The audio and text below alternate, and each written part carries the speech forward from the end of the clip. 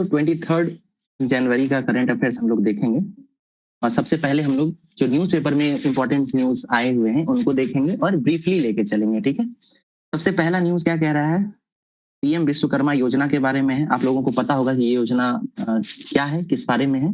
ठीक है, इंपॉर्टेंट हम लोग ये देखेंगे कि इसका पीएम विश्वकर्मा हाट जो है ये लगाया गया है नई दिल्ली में। ठीक है, न्यू दिल्ली में जो है पीएम विश्वकर्मा हाट लगाया गया है। तो जो एग्जाम्स हाल फिलहाल में होने वाली है उसमें इस तरह के जो आयोजन होते हैं उसके बारे में पूछा जाता है। ठीक है ना, तो याद रखिएगा। और ये कहाँ पे हो रहा है, नई दिल्ली के आईएनए के दिल्ली हाट में। ठीक है, तो दिल्ली हाट ये जगह भी याद रखिएगा। यहाँ पे एक वर्ड आ रहा है आईएनए, हम लोग इसकी चर्चा करेंगे। आईएनए का इतिहास आप लोगों को पता है, इसका फुल फॉर्म क्या है? इसका फुल फॉर्म है इंडियन नेशनल आर्मी। ठीक है, और इंडियन नेशनल आर्मी जो है वो किसके द्वारा गठित किया गया था, बताइए जिनको आइडिया हो। सुभाष चंद्र बोस के द्वारा। सुभाष चंद्र बोस। ठीक है, आप लोगों को मोहन सिंह के बारे में पता है क्या, कैप्टन मोहन सिंह? इनके अध्यक्ष थे ये जी, तो इसका जो शुरुआत है इंडियन नेशनल आर्मी की वो उनके द्वारा की गई थी। ठीक है, और बाद में जो है सुभाष चंद्र बोस टेक ओवर करके उसके हेड बनते हैं। ठीक है, आप लोग एक बार हिस्ट्री में इसको चेक भी करेंगे। सर इसमें एक बात जोड़ना चाहूंगा, इसमें एक झांसी वाली रानी करके एक विंग बनाया गया था, लक्ष्मीबाई रेजिमेंट। हाँ ओके ओके जी ओके, बहुत बढ़िया। ठीक है, ओके चलिए नेक्स्ट। इसी में न्यूज क्या है, जीतन राम मांझी ये बिहार से संबंधित हैं और वर्तमान में ये एमएसएमई मिनिस्टर हैं। ठीक है, ये सूक्ष्म लघु और मध्यम उद्यम मंत्रालय संभालते हैं। आप ये बताएं कि ये बिहार के किस लोकसभा सीट से चुने जाते हैं, आइडिया है आप लोगों को? बिहार के गया सीट से ये चुने गए हैं। ठीक है, गया से। और एक चीज ध्यान रखिएगा कि ये जो गया है ना वो आरक्षित सीट है। तो बिहार में लोकसभा के कुल 40 सीट है, 40 सीट है, उसमें से 6 सीट्स ऐसे हैं जो आरक्षित रखे गए हैं शेड्यूल कास्ट के लिए। ठीक है, तो ये एडिशनल फैक्ट है, इसको भी यहीं पर हम लोग कवर करते चलेंगे। आगे चलते हैं, पीएम विश्वकर्मा योजना के बारे में पता चल गया है, उसका आयोजन कहाँ हो रहा है ये भी बात हो गई है, ये नई दिल्ली में आयोजित हो रही है। नेक्स्ट न्यूज देखते हैं, यहाँ कह रहा है भारत के पूर्वी तट पर 24 अरब बैरल हाइड्रोकार्बन भंडार। ठीक है, तो ये ऐसा अनुमान जताया जा रहा है, किसके द्वारा? यूनिवर्सिटी ऑफ ह्यूस्टन और हाइड्रोकार्बन महानिदेशालय के द्वारा जो एक संयुक्त अध्ययन किया गया है उसमें यह बात निकलकर सामने आई है कि भारत के जो पूर्वी तट है वहां पर हो सकता है कि 24 अरब बैरल हाइड्रोकार्बन यानी पेट्रोलियम, कोयला, इन सबका भंडार जो है पाया जा सकता है। ठीक है, तो हमारे लिए एग्जाम पर्पज से क्या इंपॉर्टेंट है, पूर्वी तट को हम लोग देख लेंगे। ठीक है, पूर्वी तट अगर हम लोग इसको मैप में इस तरीके से देखते हैं तो ये हमारा वेस्टर्न घाट है। ठीक है, और ये हमारा ईस्टर्न घाट है। ईस्टर्न घाट में कौन कौन से स्टेट्स आते हैं हम लोग ऊपर से नीचे तक देखेंगे तो यहाँ पे आपको पता होगा कि यहाँ पे वेस्ट बंगाल आता है, उसके बाद आता है उड़ीसा, फिर आता है आंध्र प्रदेश, फिर आता है तमिलनाडु और इधर नीचे से केरल आता है। ठीक है, उसके बाद ईस्टर्न घाट पे जो है यहाँ पे जो तट है उसको हम लोग अलग अलग राज्यों में अलग अलग नामों से जानते हैं। किसी को उड़ीसा क्षेत्र में जो ईस्टर्न घाट है उसका नाम पता हो तो आप बता सकते हैं, क्या नाम से जानते हैं हम लोग, आइडिया है आप लोगों को? उत्तरी सरकार तट। जी सर, उत्तरी सरकार है ना, उसके बाद उत्कल आता है। ठीक है, और फिर यहाँ नीचे जो है यहाँ पे कौन सा आता है बताइए, तमिलनाडु में कोरोमंडल। बिल्कुल, ठीक है। अब चलिए हम लोग वेस्टर्न घाट भी कवर कर लेते हैं। तो वेस्टर्न घाट में भी यहाँ से यहाँ तक यानी महाराष्ट्र से लेकर केरल तक का जो क्षेत्र है इस तट को हम लोग किस नाम से जानते हैं? कोकण नहीं, कोंकण कहते हैं ना। ठीक है, ओके, मालाबार इसको कहते हैं। ठीक है, मालाबार तट। ठीक है, चलिए आगे देखते हैं हम लोग। कोंकण जो होता है मैम वो ऊपर की तरफ होता है, महाराष्ट्र गोवा के आसपास होता है, और उसके नीचे गोवा से नीचे और केरल तक जो है मालाबार तट होता है। ठीक है, एक चीज आप बताइए, यहाँ पे जो भारत का ईस्टर्न साइड है यहाँ पे कौन सा सी पाया जाता है, क्या नाम है इस सी का? और वेस्टर्न साइड में जो पाया जाता है इस सी का क्या नाम है? वेस्ट वाला अरब सागर जी, और ईस्ट वाला पश्चिम बंगाल खाड़ी। वेस्ट बंगाल की खाड़ी। बंगाल की खाड़ी का जो कैपिटल है वो क्या है, वो है बताइए। नहीं, इसका नया नाम मैं जानना चाहता हूँ, आप नया नाम बताएं। श्री विजयपुरम। विजयपुरम, हाँ बिल्कुल, है ना, सबको रिवाइज करते चलेंगे ताकि ये हमारा सिर्फ करंट ही नहीं बल्कि पूरा स्टैटिक भी कवर होते चले। ठीक है, और जो हमारा ये है अरब सागर में जो है लक्षद्वीप, इसमें कुल 36 द्वीप हैं और इसकी राजधानी है कावारती। ठीक है, और इसके साथ जो है 9 डिग्री और 8 डिग्री चैनल जुड़ा हुआ है। वहीं हम लोग अंडमान निकोबार की बात करेंगे तो यहाँ पे 10 डिग्री चैनल इससे जुड़ा हुआ है जो अंडमान और निकोबार को डिवाइड करता है। इसके अलावा भारत का एकमात्र जो वॉल्केनो द्वीप है वो भी आपको अंडमान निकोबार में पाया जाता है। ठीक है, तो न्यूज बस क्या था, पूर्वी घाट के बारे में था कि यहाँ पे संभावित है कि पेट्रोलियम यहाँ पे पाया जा सकता है, और हम लोगों ने ये सारा डायमेंशन कवर कर लिया है। नेक्स्ट न्यूज देखते हैं, इसको हम लोगों ने कल के क्लास में भी डिस्कस किया हुआ था। यहाँ पे भारत में एक आयोजन चल रहा है, नाम क्या है उसका, अंतर्राष्ट्रीय चुनाव प्रबंधन सम्मेलन। नाम क्या है, अंतर्राष्ट्रीय चुनाव प्रबंधन सम्मेलन। तो जो लोग भी कल के क्लास में जुड़े हुए थे उनको पता होगा इसके बारे में कि ये जो सम्मेलन है इसकी अध्यक्षता कौन कर रहे हैं, बताइए किन्हीं को आइडिया है तो। इसकी अध्यक्षता कौन कर रहे हैं, चेयरमैन कौन है अंतर्राष्ट्रीय चुनाव प्रबंधन सम्मेलन के? हमारे जो इलेक्शन कमिश्नर है ना, बिल्कुल ज्ञानेश कुमार है, ज्ञानेश। और ज्ञानेश जी जो हैं ये भारत के कौन से क्रम के इलेक्शन कमिश्नर हैं बताइए? 26 हैं, ठीक है, 26वें। इलेक्शन कमीशन की जहां तक बात है, ये हमारे कौन से आर्टिकल में आता है और किस भाग में आता है? भाग 15। और आर्टिकल कौन सा है? 324 से लेकर 329 तक। ठीक है, आप लोग पार्टिसिपेट करें, ठीक है, आइडिया हो तो बताते चलिए, ठीक है ना। इसको एक्टिव रिकॉल मेथड कहते हैं। इस तरह क्या होता है, दिमाग पे जोर डालते जाएंगे ना, तो अभी क्या होगा, अचानक से कोई चीज आप रिकॉल करेंगे तो ये फायदा आपको एग्जाम हॉल में भी होगा। वहां पे भी जब आपको सडनली कुछ याद करने के लिए बोला जाएगा तो दिमाग जो है आपका पहले से ट्रेंड होगा, तो वहां आपको कठिनाई बहुत कम होगी, ठीक है। तो हम लोगों ने इलेक्शन कमीशन को देख लिया। अच्छा, वर्तमान में chief election commission Gyanesh Kumar है, लेकिन इसके साथ जो है ना 2 और सबऑर्डिनेट चुनाव आयुक्त भी बने हुए हैं। उनका नाम क्या है, कल बताया भी गया था, बताइए। सुखविंदर सिंह सुक्खू हैं एक, और दूसरे कौन है?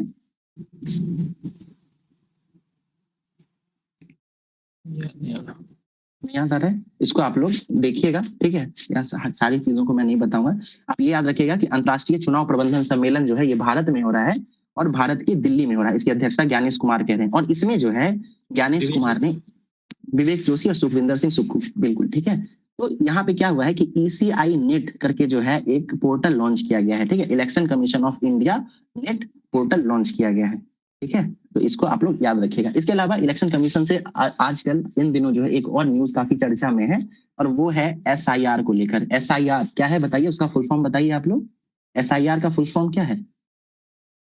स्पेशल इंटेंसिव रिवीजन, ठीक है, स्पेशल इंटेंसिव रिवीजन। तो बिहार में स्पेशल इंटेंसिव रिवीजन जो है वो चुनाव से पहले ही हो गया था, और उसको लेकर काफी विवाद की स्थिति भी उत्पन्न हुई थी।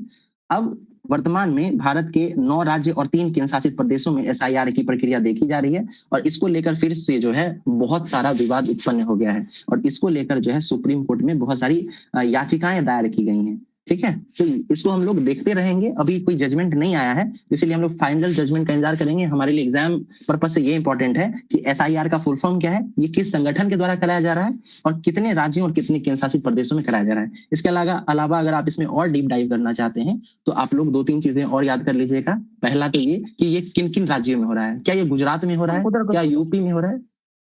ठीक है, मुझे ये बताएं कि क्या SIR की प्रक्रिया जो है वो आसाम में हो रही है? आसाम में, यस आसाम में और वेस्ट बंगाल में, ये जानना चाहता हूँ, क्या आसाम में हो रही है और वेस्ट बंगाल में हो रही है? देखिए, आसाम में जो है SIR की प्रक्रिया नहीं हो रही है, ठीक है, वहां पे भी इलेक्शन है और वेस्ट बंगाल में भी है, लेकिन आसाम में ये प्रक्रिया नहीं हो रही है, वहीं वेस्ट बंगाल में हो रही है। तो इस तरीके से ट्रिकी क्वेश्चन पूछा जा सकता है। तो इस तरीके से जब हम लोग न्यूज़पेपर कवर करते हैं ना, तो ये सारी चीजें भी उसमें कवर हो जाती हैं।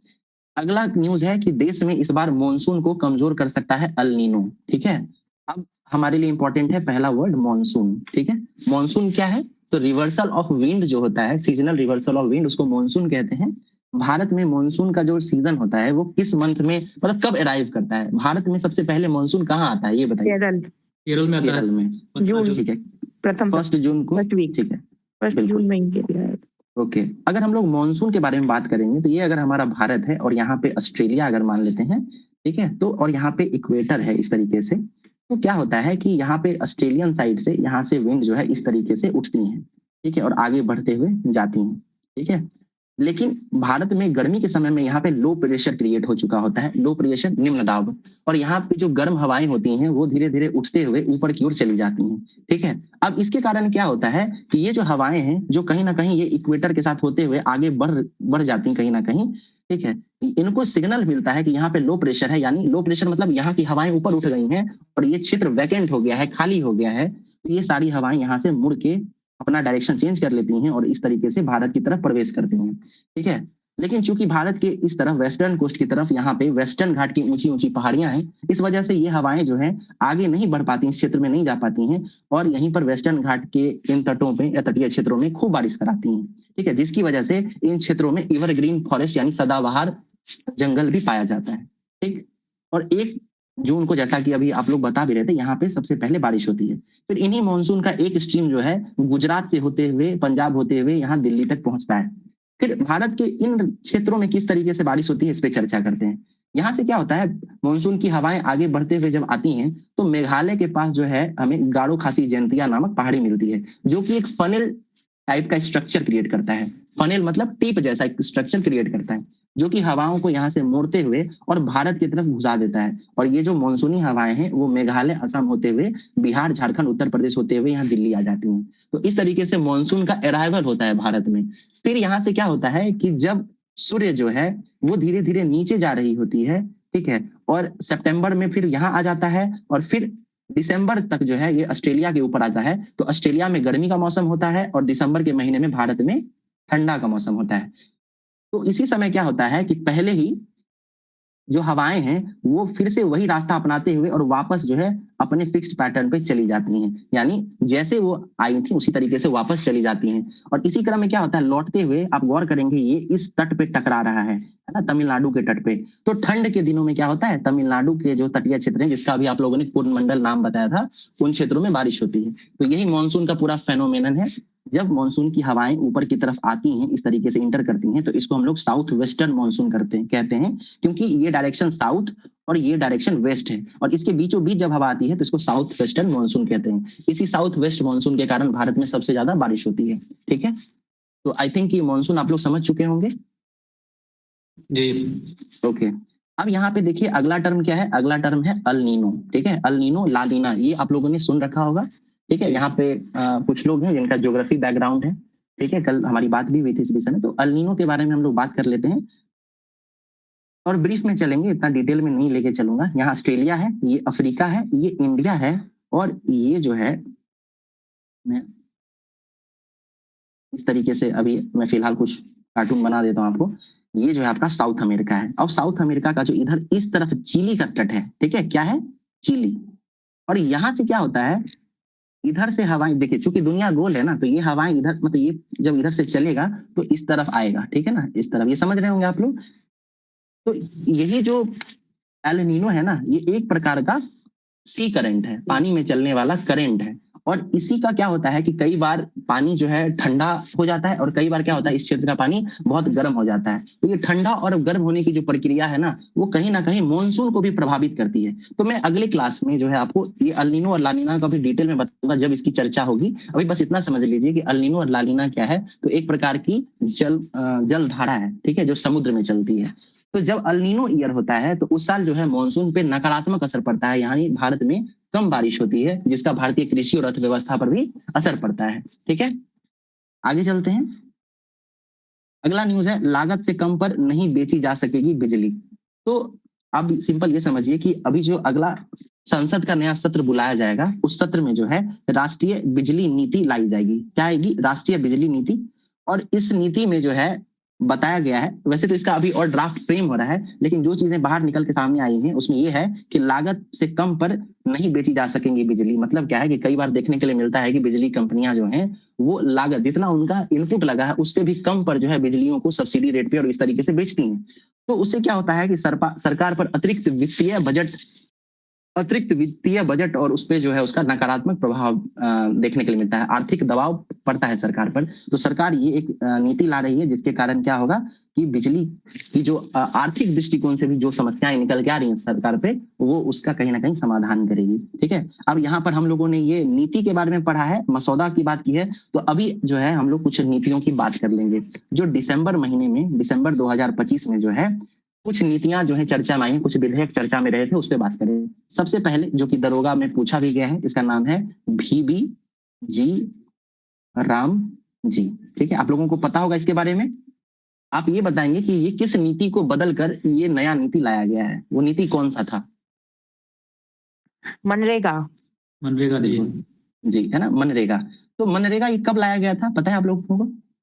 ये 2005 में लाया गया था 5 में। और इसको लागू किया गया था 2006 में। शुरुआत में जब ये 2005 में लाया गया था इसका नाम नरेगा था और फिर 2009 में जो है इसका नाम बदलकर एमजी नरेगा कर दिया गया। ठीक है, ये इसका अतीत था। अब 2025 के दिसंबर में VVG रामजी विधेयक लाया गया और मनरेगा का नाम बदलकर विकसित Bharat guarantee for rural administration इस तरीके से कुछ रखा गया है। ठीक है, वो डिटेल में बात करेंगे बाद में। ये नाम है। अब इसमें क्या प्रावधान चेंज किए गए हैं? ठीक है, यानी पहले जो नरेगा था या एमजी नरेगा था उसमें और अभी जो VVG रामजी आया है, इस दोनों में चेंजेस क्या है? सबसे पहला ये है कि जो एमजी नरेगा था उसमें सरकार, म्यूट कर लेंगे, जो एमजी नरेगा था उसमें सरकार 100 दिनों के रोजगार की गारंटी देती थी, यानी मिनिमम 100 डेज रोजगार सरकार देती। वहीं VVG रामजी में एक प्रावधान किया गया जिसमें इसको बढ़ाकर 125 दिन कर दिया गया है, यानी 125 दिन तो केंद्र सरकार या सरकार जो है वो काम तो देगी मिनिमम। दूसरा प्रावधान मनरेगा में क्या था कि इसमें जो वित्तीय आवंटन था, जो खर्च था, वो पूरी तरह से 100% केंद्र सरकार वहन करती थी। लेकिन VVG रामजी में प्रावधान किया गया है कि इसमें 60% जो है वो कौन देगा बताइए? राज्य देगा या केंद्र देगा? राज्य देगा। अच्छा, 60% राज्य देगा? नहीं, 60% केंद्र देगा और 40% राज्य देगा। ठीक है, और पहाड़ी क्षेत्र में क्या होगा? 90% केंद्र देगा और 10% जो है राज्य देंगे।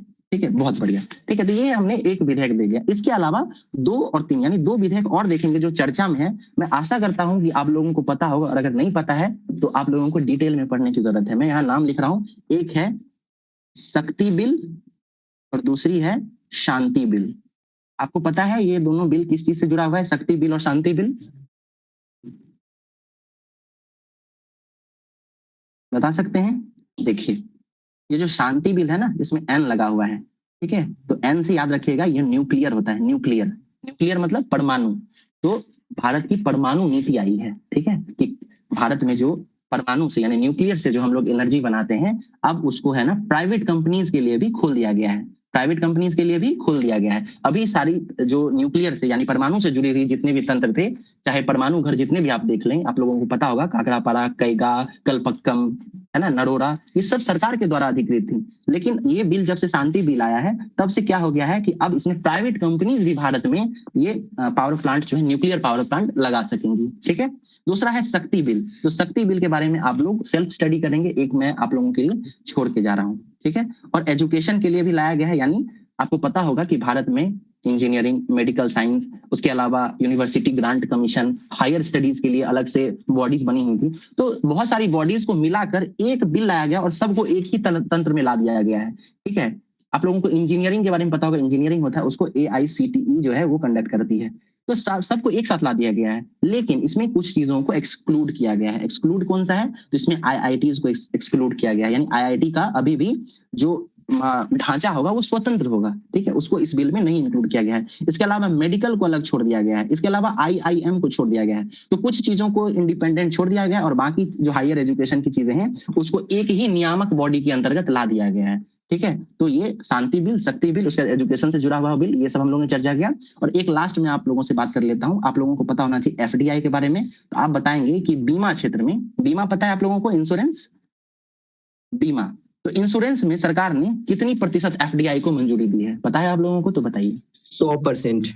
100%, बहुत बढ़िया। तो 100% जो है FDI को यानी फॉरेन डायरेक्ट इन्वेस्टमेंट को सरकार ने मंजूरी दे दी है, यानी अब प्राइवेट कंपनीज भी यहाँ पे बीमा के क्षेत्र में, इंश्योरेंस के क्षेत्र में काम कर सकेंगी। पहले जो है ये 74% के आसपास था, अब ये जो है 100% के आसपास कर दिया गया है। ठीक है, तो हम लोगों ने राष्ट्रीय बिजली नीति पे तो चर्चा की ही, इसके अलावा दिसंबर के महीने में जितनी भी नीतियां आई थी उन सबों को भी हम लोगों ने ब्रीफ में देख लिया है।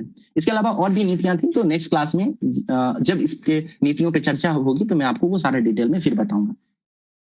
नेक्स्ट चलते हैं, यहाँ है प्राकृतिक संरक्षण। प्रकृति संरक्षण से अधिक नष्ट करने पर धन की बर्बादी। ठीक है, तो ये हमारे लिए इंपॉर्टेंट नहीं है। हम लोग जिस स्तर के एग्जाम की तैयारी कर रहे हैं उसमें हम लोगों को 2-3 चीजें पता होनी चाहिए। पहला तो UNEP। UNEP क्या है? यूनाइटेड, बताइए आप लोग फुल फॉर्म बताइए। United nations environment programme. ठीक है, एनवायरमेंट प्रोग्राम, बहुत बढ़िया, यूनाइटेड नेशंस एनवायरमेंट प्रोग्राम। अब UNEP का हेडक्वार्टर आप लोगों से पूछा जा सकता है, हेडक्वार्टर कहाँ है इसका बताइए? केनिया के नैरोबी में। ठीक है, केनिया के नैरोबी में यूनाइटेड नेशंस एनवायरमेंट प्रोग्राम। ठीक है, तो इन चीजों का आप लोग याद रखिएगा, हमारे एग्जाम में ये पूछा जा सकता है, पूछा जाता भी है। और इसके द्वारा बहुत सारे रिपोर्ट्स लाए जाते हैं। ठीक है, तो उन रिपोर्ट्स को भी आप लोग देखेंगे कि इसके द्वारा कौन से रिपोर्ट्स लाए जाते हैं। अभी देखिए यहाँ पे वर्तमान हाल ही में इसके द्वारा एक रिपोर्ट लाया गया है जिसमें कुछ चीजें निकल के सामने आई हैं। पहला क्या है कि जैसे जैसे यहाँ देखिए प्रमुख वित्तीय आंकड़े दिए गए हैं, तो हमारे लिए जरूरी नहीं है, इसको हम इसलिए स्किप कर रहे हैं। हमारे लिए इंपॉर्टेंट है ये यूएनईपी क्या होता है और इसका हेडक्वार्टर कहाँ है और इसके द्वारा कौन कौन से रिपोर्ट लाए जाते हैं। ठीक है, नेक्स्ट न्यूज देखते हैं। अगला न्यूज है ट्रंप के बोर्ड ऑफ पीस से भारत चीन ने दूरी बनाई। अब देखिए अगर आप लोगों ने कल का न्यूज, कल के क्लास में आप लोग होंगे तो कल भी हम लोगों ने ये बोर्ड ऑफ पीस का चर्चा किया था। ठीक है, बोर्ड ऑफ पीस क्या है तो आपको पता होगा कि इजराइल और गाजा को लेकर जो है युद्ध चल रहा था दोनों देशों में। ठीक है, और अमेरिका जो है इसमें शांति समझौता कराने पर उसके लिए आगे आया है और उसी दृष्टिकोण से उसने एक बोर्ड ऑफ पीस बनाया है। ठीक है, अब बोर्ड ऑफ पीस के अध्यक्ष कौन है तो ये डोनाल्ड ट्रंप है और इन्होंने क्या किया है, बहुत सारे देशों को बोर्ड ऑफ पीस में शामिल होने का न्योता दिया है। आपसे क्वेश्चन पूछा जा सकता है क्या बोर्ड ऑफ पीस जो है यूनाइटेड नेशंस के अंतर्गत ही आता है, क्या उसके अंतर्गत ही ये प्रणाली बनाई जा रही है? यूनाइटेड नेशंस पता है आप लोगों को, संयुक्त राष्ट्र। जी क्या बोर्ड ऑफ पीस जो है वो संयुक्त राष्ट्र के अंतर्गत ही बन रहा है? ये ऐसा ट्रिकी क्वेश्चन बनाया जा सकता है। जो लोग भी बीपीएससी तैयारी देंगे या फिर जो लोग भी बीपीएससी 72nd देंगे या बीएसएससी या दरोगा भी देंगे तो इस तरह के प्रश्न पूछे जा सकते हैं। एक चीज याद रखिएगा, जो लोग भी दरोगा मेंस देंगे ना वो ये मान के बिल्कुल मत चलिएगा कि उसमें करंट अफेयर्स नहीं पूछता है। ठीक है, ये बहुत अनप्रेडिक्टेबल इसमें जो है ट्रेंड देखा गया है कि कई बार करंट अफेयर्स पूछता है, कई बार नहीं पूछता है। तो आप इसको स्किप करके नहीं जा सकते। अगर उसमें 5-6 क्वेश्चन भी पूछ देता है और अच्छे स्तर का पूछता है, वन लाइनर्स नहीं पूछते हैं, तो अगर अच्छे स्तर का पूछता है तो 5-6 नंबर का आपको नुकसान हो सकता है। इसलिए करंट अफेयर्स को उतनी ही मजबूती से पढ़ना होगा। ठीक है, तो बोर्ड ऑफ पीस जो है ना ये संयुक्त राष्ट्र के अंतर्गत नहीं बनाया गया है, याद रखिएगा। एक सेपरेट जो है ये ट्रंप के द्वारा अलग से प्रयास किया जा रहा है। ठीक है, यूनाइटेड नेशन से इतर, उसके अंतर्गत नहीं। और इसमें क्या किए हैं, वो खुद को ही इसका अध्यक्ष बना दिए हैं और अलग अलग देशों में को इसमें न्योता भेज रहे हैं कि आप भी शामिल हो। अब इसमें बहुत सारे देश जो है वो शामिल हो गए हैं। वर्तमान में जो आज के तिथि तक का जो रिपोर्ट है 13 देश इसमें शामिल हो गए। मैंने कल वो 13 देशों का नाम भी बताया था। इसमें कौन कौन थे तो उसमें पाकिस्तान भी था, यूएई वगैरह था। ठीक है, इसराइल था और यहाँ देखिए 23 देश, सॉरी माफ कीजिएगा, 23 देश जो है इसमें शामिल हो गए हैं। उसमें से यूएई, इजराइल, अर्मेनिया, अजरबैजान, यहाँ पूरा लिस्ट दिया गया है। ठीक है, तो सब इसमें शामिल है और बहुत सारे देश जो है उसमें शामिल नहीं हुए हैं। ठीक है, भारत है, चीन है, ये सब इसमें शामिल नहीं हुआ है। इसके अलावा रूस बहुत मजेदार बात किया है, इसको मैं आप लोगों को इंटरेस्टिंग जो है मैं बता देता हूँ। देखिए रूस ने क्या बोला है, रूस जो है ना वो क्या कर रहा है, वो मजे ले रहा है। वो क्या कर रहा है, वो पुतिन जो है वो ट्रंप को बोले हैं कि वो पीस में शामिल होने के लिए तैयार है, बोर्ड ऑफ पीस में शामिल होने के लिए तैयार हैं। और उसके लिए वो क्या करेंगे, वो चाहते हैं कि इसमें बोर्ड ऑफ पीस में वो पैसा भी दें। कितना पैसा देंगे, वो छोटा रकम नहीं है। वो कह रहे हैं कि हम $1 अरब देने की इच्छा जताए हैं, लेकिन वो बोले हैं कि हम वो $1 अरब हम खुद से नहीं देंगे, बल्कि अमेरिका के द्वारा जो उनके शिप्स को और उनके जो बहुत सारे चीजों को कैप्चर करके रखा गया है ना, अगर अमेरिका उसको छोड़ देता है तो उसके द्वारा जितना भी धन अर्जित होगा ना वो लगभग $1 अरब के आसपास होगा, वो सब उसको दान दे देंगे। मतलब ये जो पुतिन है वो एक साथ जो है ना दो गेम खेल रहे हैं। ट्रंप तो बड़ा गेम खेल ही रहे हैं, लेकिन ट्रंप के साथ ये पुतिन भी गेम खेल रहे हैं। तो ये बहुत इंटरेस्टिंग चीजें हैं, वर्ल्ड सिनारियो में ये सारी चीजें होती रहती हैं, तो ये सारी चीजें भी पता होनी चाहिए कहीं ना कहीं। ठीक है, तो याद रखिएगा, आपसे पूछा जा सकता है कि बोर्ड ऑफ पीस जो है ये किससे संबंधित है, तो याद रखिएगा ये इजराइल और गजा के मध्य जो युद्ध चल रहा है उसके समाधान को लेकर बनाया गया है। ठीक है, चलिए नेक्स्ट न्यूज देखते हैं। आज है 23 जनवरी और आज ही के दिन सुभाष चंद्र बोस का जन्म हुआ था। ठीक है, और आज इसी तिथि को हम लोग पराक्रम दिवस मनाते हैं। ठीक है, ये इनकी 129वीं जयंती है। इसमें से कहीं से भी क्वेश्चन बन सकता है, 23 जनवरी को हम लोग कौन सा दिवस मनाते हैं, या फिर पूछा जा सकता है कि ये सुभाष चंद्र बोस की कौन से नंबर की जयंती थी। ठीक है, तो याद रखिएगा 129वीं जयंती थी और 23 जनवरी को हम लोग पराक्रम दिवस मनाते हैं। ठीक है, और इस साल जो है 3 दिवसीय, 3 दिनों तक जो है ना ये इसका समारोह चलता रहेगा। और ये होगा कहाँ पे, इसका मतलब मेन इवेंट कहाँ होगा, तो इसका मेन इवेंट श्री विजयपुरम में होगा। बताएं आप लोग ये श्री विजयपुरम कहाँ है? बिल्कुल है ना, उसकी जो राजधानी हुआ करती थी पोर्ट ब्लेयर, तो उसका नाम बदलकर जो है वो श्री विजयपुरम कर दिया गया है। ठीक है, आगे चलते हैं। यहाँ पे स्टेटमेंट दिया गया है प्रधानमंत्री के द्वारा, तो इसको देखेंगे बाद में। चलिए, बहुत इंपॉर्टेंट न्यूज है जनगणना को लेकर। तो जनगणना आपको पता होगा कि 2021 में ही होना था, लेकिन कोरोना और इन सब चीजों के कारण वो उस समय नहीं हो पाया और 2026 और 2027 में जनगणना कराने की बात चल रही है। सबसे पहले तो आप ये बताएं कि जनगणना जो है वो 7वीं अनुसूची का जो 3 सूची बनाते हैं हम लोग, उसमें केंद्र सूची, राज्य सूची और कौन सा है तीसरा, संवरण लिस्ट, संवरण संपत्ति सूची। सूची। तो ये जनगणना जो है वो किस सूची में आता है? तो मैं पानी पी लेता हूँ। संघ सूची। संघ सूची। ओके, जनगणना से जुड़ा हुआ आप इसका ऐतिहासिक पृष्ठभूमि किसी को पता है तो बताइए, पहली बार कब हुआ था, किसके द्वारा हुआ था? 1872 लॉर्ड मेयो के काल में। 1881 में पूर्ण रूप से हुआ ये। रिपन। ओके, रिपन के द्वारा जो है वो कंटिन्यू कराया जाने लग गया, ठीक है। और 15वां जनगणना है और आजादी के बाद से 8वां जनगणना है, ठीक। तो अब क्या हो रहा है कि हम लोगों को पता था जनगणना होने वाला है, ये सब आप लोगों ने बहुत अच्छा बताया अभी। अब इस जनगणना को लेकर जो है ना, सरकार ने अधिसूचना जारी कर दी है। कब जारी की है? तो इसी गुरुवार को। गुरुवार मतलब क्या, कौन सा तिथि हुआ बताइए? आज कौन सा डेट है? आज तो फ्राइडे है। फ्राइडे यानी कल हुआ होगा, ठीक है ना। तो अधिसूचना, अब कई बार क्या होता है बीपीएससी में ना, इस तरह का पूछता है कि अधिसूचना कब जारी हुई, है ना। आप लोगों को याद होगा चुनाव को संबंधित, जो चुनाव को लेकर अधिसूचना का डेट पूछ दिया था, ये पता होना चाहिए कुछ चीज, ठीक है। तो अधिसूचना कब आई है? 22 जनवरी को आई है। और जनगणना कब होगा? तो 2026-27 में होगा। और इसमें जो है कुल मिलाकर 33 प्रश्न पूछे जाएंगे, 33 क्वेश्चन पूछे जाएंगे, ठीक है। इस अधिसूचना में ये सारी जानकारियां निकल के आई हैं। अब ये 33 सवाल क्या क्या होंगे, बड़े इंटरेस्टिंग है, आप लोग देखें। पहला है सवाल क्या होगा? पहला होगा मकान के बारे में बताना होगा, परिवार, ठीक है, परिवार के बारे में। फिर मोबाइल नंबर, ठीक है। इसके बाद वाहन से जुड़े हुए सवाल बताने होंगे। फिर परिवार का मुखिया कौन है उसकी जानकारी देनी होगी। गाड़ियां कौन सी है वो बताना होगा। अनाज क्या खाते हैं ये बताना होगा। इसके अलावा इंटरनेट इस्तेमाल करते हैं कि नहीं, घर की छत किस चीज की है, पक्का है कि कच्चा है, दीवार किस चीज की बनी हुई है, पेयजल और शौचालय की क्या व्यवस्था है, लैपटॉप यूज करते हैं, स्मार्टफोन की जानकारी देनी होगी, कितने स्मार्टफोन है।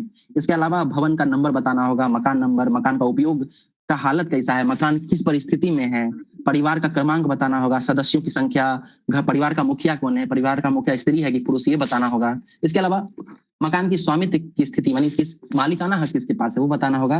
कमरों की संख्या बतानी होगी, जाति बतानी होगी। अब जाति पे हम लोग स्पेशल बात करेंगे, ठीक है। तो जाति बतानी होगी। फिर विवाहित दाम्पत्य हैं, ये विवाहित हैं कि नहीं ये बताना होगा। बिजली का स्रोत, गंदे पानी की निकासी कैसे है, स्नान घर है कि नहीं, रसोई है कि नहीं, गैस कनेक्शन है, भोजन किस तरह पकाते हैं, ठीक है। ईंधन का मुख्य साधन क्या है, टेलीविजन है कि नहीं, ये सब पूछा जाएगा। लगभग 33 सवाल पूछे जाएंगे, ठीक है। अब मैंने यहाँ पे आप लोगों को एक चीज पॉइंट आउट किया था, जाति बताने के बारे में। क्या 2011 की जनगणना में जातियों की गणना हुई थी?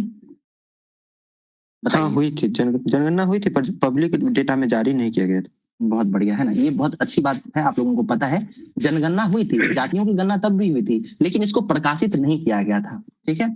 अच्छा, अभी बिहार सरकार के द्वारा 2023 में एक जाति सर्वेक्षण कराया गया था, क्या वो बिहार की जनगणना थी? क्या कहा जा सकता है ये कि वो बिहार की जनगणना थी? नहीं, वो सिर्फ जाति के लिए, वो क्या कितना परसेंट किनका, यानी वो एक प्रकार से सिर्फ सर्वेक्षण था, वो किसी भी प्रकार से जनगणना नहीं थी। तीसरी चीज है कि वो जो बिहार सरकार के द्वारा जाति सर्वेक्षण कराया गया था, उसको जो बिहार का हाईकोर्ट है ना, उसने उस पर रोक भी लगा दिया था, ठीक है। तो उस पर भी रोक लग गई है, उसके जो आंकड़े आए थे उसको कहीं से भी यूज नहीं किया गया है, ठीक है। ओके, तो ये जनगणना से संबंधित जो जानकारी थी वो बता दिया गया है। और इस बार जो 2027-2026 में जो जनगणना होगा उसमें जातियों की भी जनगणना होगी और उसके आंकड़े प्रकाशित किए जाएंगे। अब हम लोग क्या बात करेंगे, हम लोग बात करने वाले हैं कि जनगणना कितने चरणों में होगी। आप लोगों को पता होगा, बताइए कितने चरण में होगी? 2 चरण में, पहला और दूसरा, ठीक है। पहले चरण की जो जनगणना होगी उसका तारीख क्या होगा, समय क्या होगा? तो वो 1 अप्रैल से 30 सितंबर 2026 के बीच होगा, पहले चरण का। और दूसरे चरण का जो है 2027 के शुरुआत में होगा, ठीक है। तो ये भी याद रखिएगा। अच्छा, एक चीज और आप लोग फन फैक्ट याद रखिएगा कि इस बार जनगणना कराने के लिए सरकार ने ऐप जारी किया है, ठीक है। तो उस ऐप की क्या नाम पता है तो आप लोग बताएं, क्या नाम है उस ऐप का?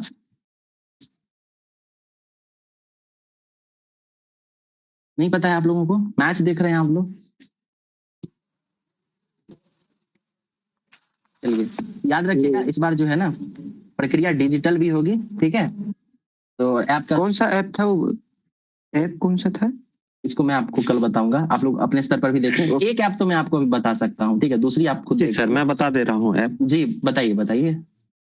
जनगणना 2027 हाउस लिस्ट, बिल्कुल। और दूसरा ऐप का नाम है डिजिटल लेआउट मैप। बहुत बढ़िया, ठीक है। तो ये 2 जो है होने वाली है, 2 ऐप जारी की गई है इलेक्शन कमीशन के द्वारा, ठीक है ना, सॉरी केंद्र सरकार के द्वारा जनगणना के लिए। सर जी मैम बताइए। ठीक है। तो अंतर्राज्यीय जलमार्ग विकास परिषद का काम क्या है? तो इसका काम है कि आपको पता होगा कि देश के अंदर जो विभिन्न नदियां हैं और उन नदियों में जो जल मार्ग बनाए जा रहे हैं, ठीक है, उसको क्रियान्वित करना, उसको बनाने का, उसको निर्देशित करने का काम जो है ये अंतरदेशीय जलमार्ग करता है। वर्तमान में कुल मिलाकर जो है ना, कुल मिलाकर 34 जो है जलमार्ग बनाए गए हैं। ठीक है, पहला, दूसरा, तीसरा हम लोगों को पता है। बताइए क्या क्या था? पहला नंबर कौन सा है? सादिया से धुबरी करके। ठीक है, इस तरीके से हम लोगों ने पढ़ा है ना, 1 2 3, एक हल्दिया से इलाहाबाद, इस तरीके से है, यही है। ठीक है, उसका निर्माण कौन करता है? ये अंतरदेशीय जलमार्ग विकास परिषद करता है। ठीक है, इसके अध्यक्ष कौन होते हैं? उसके सॉरी, ये प्रधानमंत्री इसके अध्यक्ष नहीं होते, बल्कि जो पत्तन पोत परिवहन जलमार्ग मंत्री होते हैं ना भारत सरकार के, वही इसके अध्यक्ष होते हैं। और वर्तमान में ये हैं श्री सर्बानंद सोनोवाल। ठीक है, बहुत बढ़िया। नेक्स्ट न्यूज पे चलते हैं। बिहार 2030 तक विकसित राज्य बनेगा, ये सब वन लाइनर न्यूज है। आपसे पूछा जा सकता है कि मुख्यमंत्री ने बिहार को विकसित राज्य बनाने का लक्ष्य कब तक रखा है? ये पूछा जाता है ना वन लाइनर में, लक्ष्य वाला क्वेश्चन। टीबी मुक्त करने का लक्ष्य कब तक है, नेट कार्बन मिशन का लक्ष्य कब तक है? तो याद रखिएगा कि बिहार को विकसित राज्य बनाने का लक्ष्य 2030 रखा गया है। और ये बात मुख्यमंत्री ने अपनी हाल की समृद्धि यात्रा में की है। समृद्धि यात्रा के तहत जो है मुख्यमंत्री हमारे सिवान पहुंचे थे। ठीक है, वहां ये सारी बातें वो कह रहे हैं। नेक्स्ट न्यूज देखते हैं। राज्य में उद्योग को बढ़ावा देने के लिए जलमार्ग का रोड मैप बनेगा। तो जलमार्ग के बारे में अभी हम लोगों ने ऊपर बात की ही थी, तो उसी को यहाँ पे एक्सप्लेन करते हुए आगे बात की गई है। नेक्स्ट न्यूज देखते हैं। न्यूज है कुशल मजदूरों की कमी और तालाब सूखने से संकट में मखाना। ठीक है, हमारे लिए इंपॉर्टेंट है मखाना। मखाना को क्या जीआई टैग मिला है? जी। ठीक है, बहुत बढ़िया। अब ये बताइए कि अगर मैं ये बिहार का मैप बनाता हूँ इस तरीके से और यहाँ पे 1 2 3 4 लिखता हूँ, तो आप ये बताइए कि किस क्षेत्र में मखाना का खेती सबसे ज्यादा होता है, या कहाँ पे मखाना? वन क्षेत्र नहीं, 1 में नहीं होता है, ये 2 में होता है। ठीक है, यहाँ पे आपको सहरसा, दरभंगा, पूर्णिया, ये सब बेल्ट मिलता है। ठीक है, और आपको पता होनी चाहिए कि मखाना के उत्पादन के लिए एक स्थिर पानी की जरूरत होती है, तालाब की जरूरत होती है। तो वो जो क्षेत्र था वहां पे इसकी स्थिति होती है। ठीक है, इसी वजह से वहीं पे सहरसा और पूर्णिया, दरभंगा वाले क्षेत्रों में मखाना उत्पादन होता है। बिहार में मखाना के लिए जो है ना एक वो सेंटर बनाया गया है, क्या था नाम, मैं भूल रहा हूँ उसका। कहाँ बनाया गया आप ये बताएं? मखाना बोर्ड। मधुबनी नहीं, पूर्णिया, बहुत अच्छा, पूर्णिया में है। ठीक है, यही सारी चीजें जो है ना एग्जाम में पूछती हैं। ठीक है, कुछ अलग नहीं है। अब देखिए यहाँ पे कहीं पे लिखा हुआ नहीं था, पूर्णिया और इन सब की चर्चा नहीं थी, लेकिन हम लोगों ने मखाना जब लिया तो ये जीआई टैग और सब डिस्कस कर लिया है। ठीक है, तो यही हम लोगों का वन शॉट हो जाएगा। यहाँ से स्टैटिक जीके भी मजबूत हो जाएगा और करंट अफेयर्स तो खेल खेल में मजबूत होगा ही। ठीक है, चलिए अब हम लोग जब जीआई टैग की बात कर रहे थे ना, तो पहले ये बताइए इसका फुल फॉर्म क्या है, और सबसे पहले बार मतलब ये जीआई टैग किसको दिया गया था? 2000 में शुरू हुआ था। ठीक है, सबसे पहले दार्जिलिंग टी को दिया गया था। ठीक है, इसके अलावा वर्तमान में बिहार के लगभग 11 या 13 उत्पादों को जीआई टैग मिला है, जिसमें से मिर्चा धान है, जर्दालू आम है, ठीक है, सिक्की कला है, मधुबनी पेंटिंग है, मिथिला मखाना है। ठीक है, तो कुल मिलाकर 13 चीजें हैं। जड़ी वो है एक बूटी करके सिल्क का जो काम होता है ना, वो सारी चीजें भी जीआई टैग के अंतर्गत आती है। मुजफ्फरपुर का लीची भी है। बावन बूटी, शाही लीची, ये सब इसमें इंक्लूडेड है। ठीक है, बिहार के 1.56 करोड़ लाभुकों के राशन पर संकट। तो क्या हुआ है कि रजिस्ट्रेशन कार्ड जो है उसको पुनरावृत्ति की जा रही थी, उसको री रजिस्टर या उसके आंकड़ों में कुछ संशोधन किया जा रहा था, तो लगभग 1.56 करोड़ लाभार्थियों पर संकट आ रहा है, ऐसा न्यूज है। ठीक है, अगला न्यूज देखते हैं। राज्य में कामकाज के आधार पर बैंकों की रैंकिंग होगी। ठीक है, तो इसमें कोई इंपॉर्टेंट न्यूज नहीं था, इसको आप छोड़ सकते हैं। बस इतना याद रखिएगा कि विजेंद्र, वित्त मंत्री कौन है बिहार के?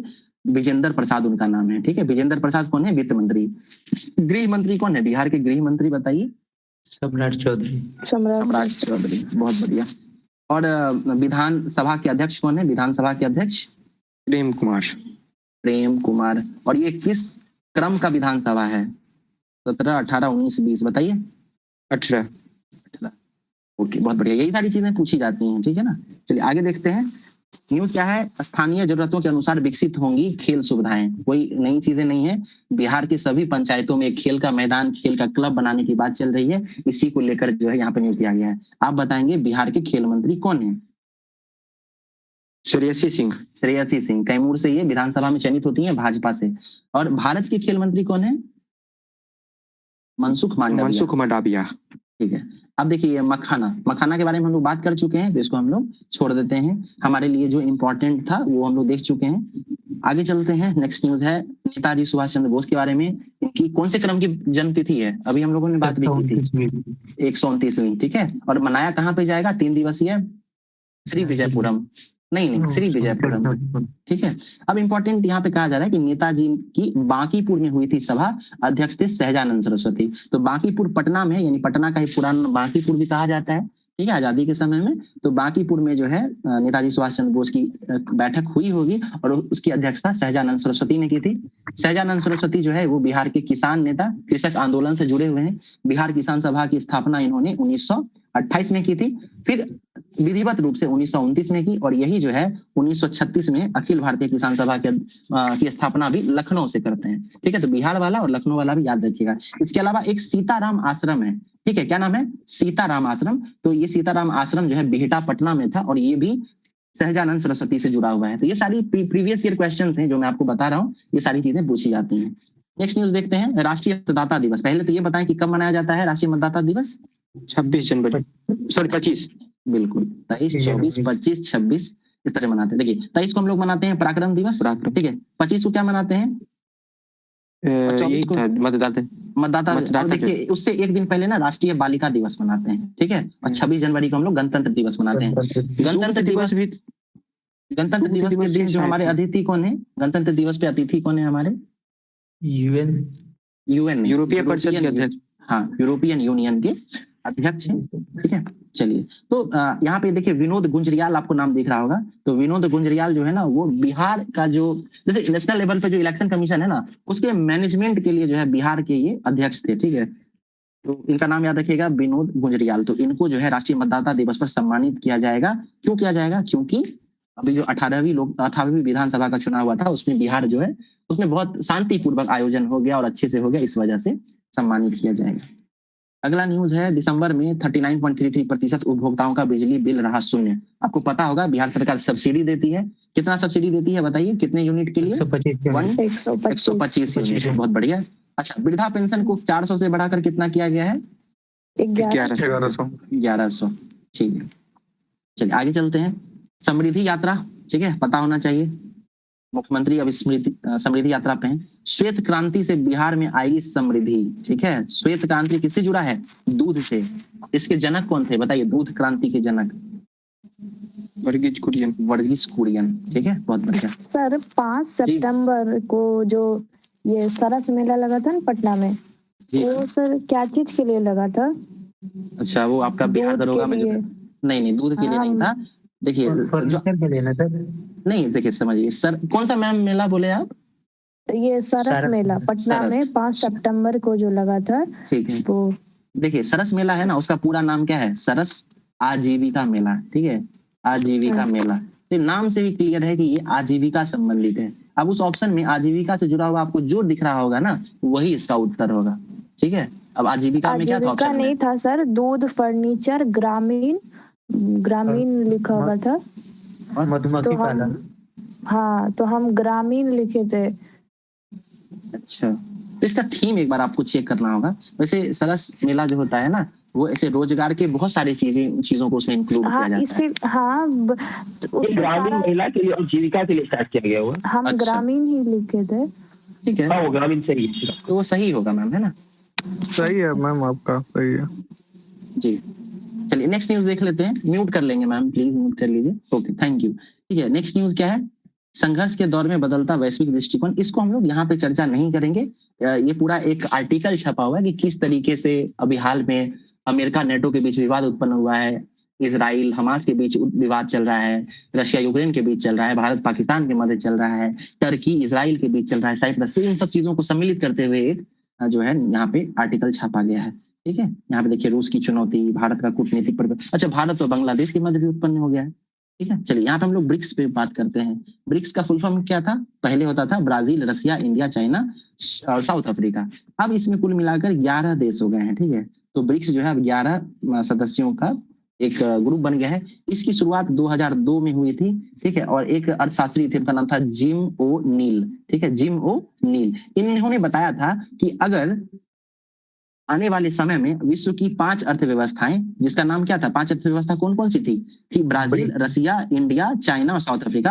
अगर ये सारे देश आपस में मिल जाते हैं तो आने वाले समय में क्या होगा, ये पांचों देश की अर्थव्यवस्था सम्मिलित रूप से जो अमेरिका है, यूनाइटेड स्टेट्स ऑफ अमेरिका, उसका जो वर्ल्ड में मोनोपोली होगा, उसमें जो उसका एक राज्य होगा, उसको कहीं ना कहीं चुनौती दे सकती है। ठीक है, तो इसके लिए ब्रिक्स का वो आइडिया देते हैं जिम ओनील। और धीरे धीरे क्या होता है कि 2006 में जो है ये ब्रिक्स जो है BRIC इसका संगठन बन जाता है। ठीक है, और बाद में 2009 में इसमें क्या होता है, S जोड़ा जाता है, यानी साउथ अफ्रीका जोड़ा जाता है, तो ये ब्रिक्स हो गया। अब क्या हो रहा है कि 2023-24 तक आते आते ऐसी बात कही गई कि ब्रिक्स में अन्य देशों को भी शामिल करना चाहिए, और उसके बाद जो है अन्य बहुत सारे देश धीरे धीरे इसमें जुड़ते जा रहे हैं। यही ब्रिक्स रहा, और यहाँ पे ब्रिक्स पे जो है डिटेल में पक्ष और विपक्ष दिया गया है। ठीक है, जैसे इसमें कहा गया कि need for a stabilising force, यानी कहा जा रहा है कि ब्रिक्स के देश जो हैं उनको इस मीटिंग में, जो कि इस बार भारत में होने वाली है, भारत इसकी अध्यक्षता कर रहा है, उसके बारे में ये कहते हैं कि अगर भारत मतलब ये ब्रिक्स के जो देश हैं उनको स्टेबलाइजिंग फोर्स की तरह काम करना चाहिए, यानी विश्व के में जो अभी उथल पुथल मची हुई है ना, उसको कहीं ना कहीं न्यूट्रलाइज करने का प्रयास करना चाहिए। उसके बाद क्या कहते हैं कि ब्रिक्स को क्लाइमेट चेंज के कंसर्न पे भी बात करना चाहिए, यानी जलवायु परिवर्तन पे भी चर्चा करनी चाहिए। उसके बाद भारत के बारे में कह रहे हैं कि भारत के पास एक बढ़िया चांस है कि भारत जो है ये ब्रिक्स के जो अभी अध्यक्षता करेगा, इसको अच्छे से अगर भुनाता है भारत, इसका पूरी तरह से लाभ उठाता है, तो भारत की स्थिति पूरे विश्व में बेहतर दिखेगी। यानी वो जो विश्व का नेता बनने की बात जो है भारत मतलब ऐसा कह रहा है कि भारत के पास क्षमता है विश्व को रास्ता दिखाने की, तो ब्रिक्स का भारत वो इस तरीके से इस्तेमाल कर सकता है। ठीक है, आप ये बताएंगे कि भारत में जो G20 की मीटिंग हुई थी वो किस वर्ष हुई थी और वो किस क्रम की थी, बताइए। 2024 में हुई थी, 2024 में हुई। ठीक है, गुड। क्रम कौन सा नहीं याद है। 18 था, 18वें क्रम का था। ठीक है, अब यहाँ देखिए, वंचितों के सशक्तिकरण के परोकार थे कर्पूरी ठाकुर। ये लिख कौन रहे हैं, केसी त्यागी। केसी त्यागी जदयू के वरिष्ठ नेता माने जा सकते हैं। ठीक है, और इसलिए इनका नाम जरूर याद रखिएगा, केसी त्यागी का चर्चा में रहते हैं। कर्पूरी ठाकुर हमारे लिए इंपॉर्टेंट है, क्यों इंपॉर्टेंट है, इनका डेट ऑफ बर्थ 24 जनवरी को है। ठीक है, और 24 जनवरी कल ही है। इनको भारत रत्न मिला था, कौन से क्रम का, 49वें क्रम का भारत रत्न मिला है। ठीक है, क्यों मिला इनको भारत रत्न, क्योंकि ये बिहार में जो पिछड़े वर्ग थे उनके उत्थान के लिए बहुत सारा प्रयास करते हैं, बहुत सारा काम करते हैं, इसलिए इनको भारत रत्न मिला है। इसके अलावा ये बिहार के मुख्यमंत्री बने 2 बार। इसके अलावा ये बिहार के शिक्षा मंत्री बने थे और यहाँ के वित्त मंत्री भी कुछ समय के लिए रहे थे। इनके द्वारा मुंगेरी लाल आयोग की स्थापना की गई थी, जो पिछड़े वर्गों में आरक्षण देने से संबंधित थी। ठीक है, उसके बाद इनके द्वारा जो है एक बार को शराबबंदी भी की गई थी। तो ये सारी चीजें भी आप लोग याद रखेंगे। आगे चलते हैं। उम्मीद पर दुनिया कायम है, इसको हम लोग चर्चा नहीं करेंगे, काफी लंबा है। इनके बारे में बात कर चुके हैं। नेताजी सुभाष चंद्र बोस, ये लेख लिखे हैं सीपी राधाकृष्णन। ये हैं सीपी राधाकृष्णन, ये हमारे राज्यसभा के अध्यक्ष भी हैं और हमारे उपराष्ट्रपति भी हैं। उसके बाद भारत को चार्ट, ये हमारे लिए इंपॉर्टेंट नहीं है, ये जब हम लोग मेंस के लिए देखेंगे तब। और नीचे जो स्टेटमेंट्स हैं ये भी हमारे लिए इंपॉर्टेंट नहीं है। तो न्यूज़पेपर से हमारा जो जितना भी इंपॉर्टेंट न्यूज था वो कवर हो गया। अब हम लोग क्विक में 5 मिनट के अंदर जो है ना वन लाइनर्स देख लेते हैं। सबसे पहला है अटल पेंशन योजना।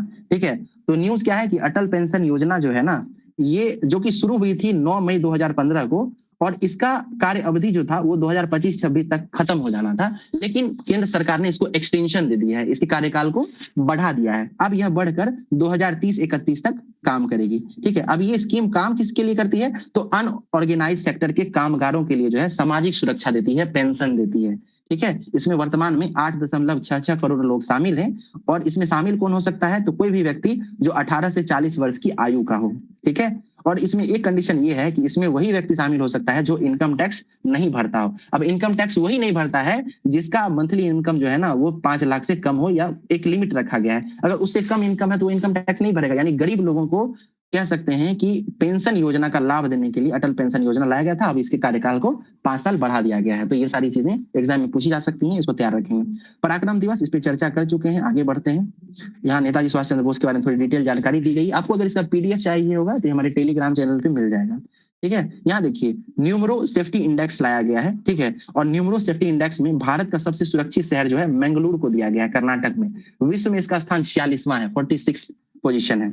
कुल मिलाकर 304 शहरों को जो है इस इंडेक्स में शामिल किया गया है। दुनिया की सबसे सुरक्षित शहर जो है वो किंगदाओ बना है, जो कि चीन में है। ठीक है, दूसरे नंबर पर अबू धाबी है, तीसरे नंबर पर दोहा है। ठीक है, तो भारत का पहले नंबर पे कौन है, मंगलुरु है। आगे चलते हैं। भारतीय भूवैज्ञानिक सर्वेक्षण, ठीक है, GSI की बैठक नई दिल्ली में हो रही है। पूछा जाता है कहाँ होती है, नई दिल्ली में।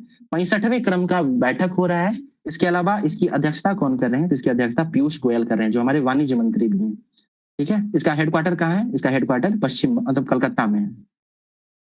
अगला है ब्रॉड फाइनेंस ग्लोबल 500 रिपोर्ट। ये फाइनेंशियल एक रिपोर्ट है जो इंडेक्स जारी करती है और जितनी भी सॉफ्टवेयर कंपनी है उसको इसमें सम्मिलित किया जाता है। तो इसमें पहले नंबर पर एक्सेंचर कंपनी रही है, दूसरे नंबर पर TCS है, टाटा कंसल्टेंसी सर्विस, और तीसरे नंबर पर इन्फोसिस है।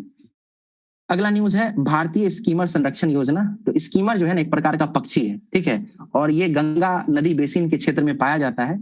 और ये जो योजना है संरक्षण योजना, भारतीय स्कीमर संरक्षण योजना, ये शुरू किया गया है बॉम्बे नेचुरल हिस्ट्री और national mission for clean Ganga के तहत। ठीक है, ये दोनों मिलकर इसको शुरू कर रहे हैं। ठीक है, अगला है खेलो इंडिया विंटर गेम्स। ये बहुत इंपॉर्टेंट है। ये 2026 में लेह लद्दाख में पहले फेज में और सेकेंड फेज में कश्मीर के गुलमर्ग में आयोजित किया जाएगा। ठीक है, और याद रखिएगा कि इसमें पहली बार फिगर स्केटिंग को जो है खेल के रूप में शामिल किया गया है। ठीक है, खेलो इंडिया विंटर गेम्स 2025 में जो हुआ था उसके बारे में जान लेते हैं। तो ये गेम जो है उसमें पहले स्थान पर इंडियन आर्मी रही थी और दूसरे स्थान पर हिमाचल प्रदेश रही थी। वर्तमान में खेल मंत्री कौन है, मनसुख मांडविया। बिहार के खेल मंत्री की बात कर चुके थे हम लोग, बताइए। श्रेयसी सिंह, बहुत बढ़िया। अब IMF इंटरनेशनल मॉनेटरी फंड है, ठीक है, इंटरनेशनल मॉनेटरी फंड, इसके द्वारा जो है भारत की अर्थव्यवस्था का आंकड़ा जारी किया गया है, अनुमानित आंकड़ा। तो एग्जाम के लिए बहुत ज्यादा इंपॉर्टेंट नहीं है। अगला है लोकायन 2026 मिशन या लोकायन 26 मिशन। लोकायन 26 मिशन किस चीज से जुड़ा हुआ है, तो ये ट्रांस ओशनिक मिशन है, यानी एक पोत होगा, यानी एक जहाज होगा जिसका नाम है INS सुदर्शनी, जो विश्व की परिक्रमा करेगा, विश्व की परिक्रमा करेगा। ये 10 महीने का मिशन होगा, टोटल 13 देशों की यात्रा करेगा और इसका उद्देश्य क्या है, वसुधैव कुटुंबकम, वही भारत की पहचान को आगे लाना। ठीक है, नाम क्या है, लोकायन मिशन। पूछा जा सकता है किस चीज से जुड़ा हुआ है, क्या एरोप्लेन से जुड़ा हुआ है, विदेश नीति से जुड़ा हुआ है, कुछ भी फ्रेम किया जा सकता है। तो याद रखिएगा कि ये समुद्र में एक देश से दूसरे देश तक जो हमारा एक पोत है INS सुदर्शनी, उसके द्वारा जाएगा। पृथ्वी अवलोकन उपग्रह, नाम क्या है इसका, तारामंडल। ठीक है, तो 2 अलग अलग बॉडीज हैं, ठीक है, इन स्पेस। इसरो का ही एक, इसरो संगठन का के अंतर्गत ही ये इन स्पेस काम करता है। इसके अलावा पिक्सल नाम की एक प्राइवेट कंपनी है, ये दोनों मिलकर जो है ना पृथ्वी अवलोकन उपग्रह लॉन्च किया है जिसका नाम है तारामंडल। ठीक है, गीता प्रेस की मासिक पत्रिका कल्याण, ठीक है, पूछा जा सकता है। ये गीता प्रेस जो है ना वो बहुत मतलब जितने भी धार्मिक पुस्तक होते हैं उसको छापने का काम करता है। तो उसके द्वारा कल्याण नाम का जो है ना एक मैगजीन पर मंथ छापा जाता है। तो उसका शताब्दी है, यानी 100 वर्ष पूरे हुए हैं। तो शताब्दी वर्ष का जो अंक है ना उसका विमोचन जो है अमित शाह के द्वारा किया गया है ऋषिकेश उत्तराखंड में। और गीता प्रेस के संस्थापक कौन थे, तो उनका नाम था हनुमान पोदार। हर घर में आप गौर करेंगे कि रामायण और गीता जो है ना वो रहता है और कहीं ना कहीं वो गीता प्रेस का ही होता है। ठीक है, और आज का लास्ट न्यूज है, तेलंगाना ने भारत की पहली net zero greenfield smart city के लिए UAE के साथ समझौता किया। ठीक है, तो तेलंगाना जो है ये यूनाइटेड अरब अमीरात के साथ नेट जीरो यानी जलवायु परिवर्तन के क्षेत्र में काम करने के लिए समझौता ज्ञापन पे हस्ताक्षर किया है। ठीक है, तो इस तरीके से हम लोगों ने आज के इंपॉर्टेंट न्यूज जो न्यूज़पेपर्स में थे उसको तो देखा ही। इसके अलावा जो अलग अलग मैगजीन्स में, ठीक है, इसके अलावा PIB पे जो भारत सरकार की आधिकारिक वेबसाइट है वहां पे जो न्यूज आए थे उसको भी हम लोगों ने 1 लाइनर फॉर्मेट में देख लिया है। इसका नोट्स जो है आपको हमारे टेलीग्राम चैनल पे मिलेगा। न्यूज़पेपर का तो नोट्स मिलेगा ही, इसके अलावा हैंड रिटन नोट भी मिलेगा और उसका जो एक क्विक नोट बनाया जाता है जो अमर सर के द्वारा प्रोवाइड कराया जाएगा आपको, तो उसका भी जो है आप लोग ग्रुप में डाउनलोड कर सकते हैं। ठीक है, तो आज का क्लास यहीं पर खत्म होता है। आप लोगों को अपना कोई फीडबैक देना है, कुछ कहना है या कोई जानकारी लेनी है तो आप यहाँ पे पूछ सकते हैं। क्लास खत्म हो चुका है। ठीक है, कैसा लगा क्लास आप ये भी बता सकते हैं। बहुत अच्छा, बहुत अच्छा लगा सर। ओके, बहुत अच्छा था अच्छा सर, लगा thank you sir. Thank you sir. ठीक है, और डेली सर इसी टाइम पे होगा क्या? जी 9 बजे आप लोग जुड़ेंगे। ठीक है, डेली होगा ये, और अभी तो हम लोग डेली रखने वाले हैं। ठीक है, फुल फ्लेज में चलेगा ये। ठीक है, ध्यान रखिएगा कि जब एग्जाम आता है ना नजदीक तब सब पढ़ते हैं तब, लेकिन एग्जाम से पहले जब सब सुस्त रहते हैं, अगर उस समय आप चैनलाइज्ड होकर पढ़ाई करते हैं तो वो आपको लास्ट में बहुत एज देता है, बहुत फायदा करता है। ठीक है, तो इसलिए एग्जाम में जब सब एक्टिव हो जाएंगे ना उससे पहले ही जो लोग एक्टिव होंगे उनको बहुत लाभ मिलेगा। ठीक है, तो हमारे साथ जुड़े रहिए। ये मतलब प्रॉपर BPSC के लिए पढ़ा रहे क्या? नहीं, करंट अफेयर्स आप बताइए, क्या दरोगा में नहीं पूछता है, BSSC में भी पूछेगा। नहीं, जैसे आप बोल रहे हैं ना कि इतना मतलब BPSC मेंस इसीलिए पूछे। नहीं, उसमें भी आपको ये काम कर जाएगा। मैं ये कह रहा हूँ कि हम लोग इतना कवर करते हैं कि आपको बीपीएससी मेंस में भी दिक्कत नहीं होगी अगर आप ये क्लास देखते हैं। इसके अलावा आप तो देख ही सकते हैं कि हम लोग करंट अफेयर्स के साथ स्टैटिक पोर्शन भी डिस्कस करते हैं, ठीक है। नहीं, वो तो और आप बहुत अच्छा पढ़ा है, बहुत ही अच्छा। अगर न्यूज़पेपर खुद से नहीं पढ़ते तो यहाँ पढ़ सकते हैं। ठीक है, तो ये डेली कंटिन्यू करना है ना। ऐसा नहीं कि आप एक दिन 2 दिन पढ़े और फिर नहीं पढ़ना है। डेली जुड़े तो कुछ ना कुछ सीख के जाएंगे यहाँ से, ठीक है। और इस क्लास का हाई पॉइंट और मजा इसमें है कि हम लोग करंट अफेयर जब कवर करते हैं तो इसमें जो भी स्टैटिक पोर्शन मिल जाता है, चाहे मॉनसून मिला या फिर अल नीनो मिला या जनगणना मिला, तो उससे जुड़ा हुआ जो भी स्टैटिक पोर्शन होता है ना, वो सब यहीं पे बात कर लेते हैं। इलेक्शन कमीशन आता है तो हम लोग पूरा इलेक्शन कमीशन को यहीं डिस्कस कर लेते हैं, ठीक है। तो जो भी चीजें आएंगी ना उसको हम लोग यहीं पर डिस्कस करेंगे। इसलिए एक दिन में ना जाने कितनी टॉपिक्स डिस्कस हो जाती हैं, ठीक है जी। और ये जो आप अभी बता रहे थे होमवर्क वाला, जी मैम, तो इसका जो है ना, इसका फॉर्मेट ये है कि हम लोग पूरे 80 दिन का प्लान किए, क्योंकि जितने भी एग्जाम्स है ना, चाहे बीपीएससी का एईडीओ एग्जाम हो या फिर बिहार एसएससी सीजीएल हो, इंटर लेवल हो या बिहार एसआई का मेंस पेपर हो, इसके बाद सारी एग्जाम होंगी, टीआरई हो, ये सब कहीं ना कहीं अप्रैल मई के बाद होगी। और अभी से अगर हम लोग डेट काउंट करेंगे, ठीक है, मैम म्यूट कर लीजिएगा, ठीक है, फिर जब कुछ पूछना होगा तब। हाँ, तो क्या होगा ना कि अभी से अगर हम लोग काउंट करेंगे तो कहीं ना कहीं 90 दिन के आसपास टाइम मिलता है। तो अभी से अगर हम शुरू करते हैं ना एक चैनलाइज्ड वे में स्टडी करना, तो लगभग 50 से 60 दिन में हम एक अच्छे स्तर पे पहुंच जाएंगे, ठीक है। तो इसलिए क्या होता है कि हम लोग एक चैनलाइज्ड वे में सही तरीके से 80 डेज का हमने एक फॉर्मेट बनाया हुआ है। पहले भी बहुत सारे लोग हमसे जुड़े रहे हैं जो बहुत सफल भी रहे हैं, ठीक है। इस बार बीपीएस बिहार दरोगा के प्रीलिम्स में भी हमने चलाया था, तो वहां भी बहुत अच्छा परफॉर्मेंस बहुत सारे लोगों का हुआ है, ठीक है। तो अब क्या करेंगे कि हम लोग फिर 80 डेज का प्लान बनाए, इसमें सिस्टमैटिक वे से जितने भी जीएस के पोर्शन हैं उसको बताया जाएगा मतलब आपको होमवर्क दिया जाएगा और आप उसको कवर करेंगे। इसके अलावा मैथ का एक टॉपिक एक दिन में दिया जाएगा, उसको आप अपने स्तर से मतलब बनाएंगे, उसको प्रैक्टिस करेंगे। और शाम में यहाँ पे ये करंट अफेयर्स प्रोवाइड कराया जाएगा। करंट अफेयर्स के साथ क्या अच्छा है, इसमें हम लोग न्यूज़पेपर कवर करते हैं। इसके अलावा जितने भी मैगजीन्स में इंपॉर्टेंट न्यूज आएंगे ना, उन सबको एक ही जगह हम लोग यहाँ पे मतलब कवर कर लेते हैं। तो आपको अलग अलग मैगजीन देखना नहीं पड़ेगा। लेकिन हम लोग अपने स्तर से ये भी नहीं कहते हैं कि आप मैगजीन ना देखें, आप अपने स्तर से भी पढ़ें, ठीक है। इसको आप एक बूस्टअप की तरह दे सकते हैं, ठीक है ना।